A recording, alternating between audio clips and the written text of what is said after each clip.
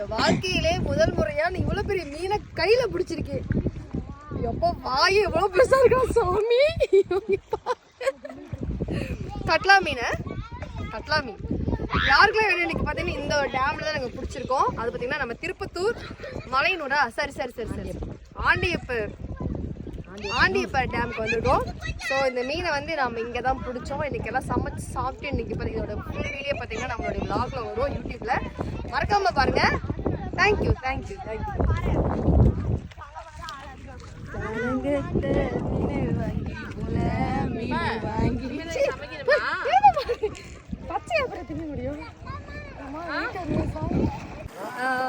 இவ்வளோ பெரிய மீன் இன்னைக்கு தான் நீங்கள் சமையல் பார்த்தீங்கன்னா இன்னைக்கு தான்.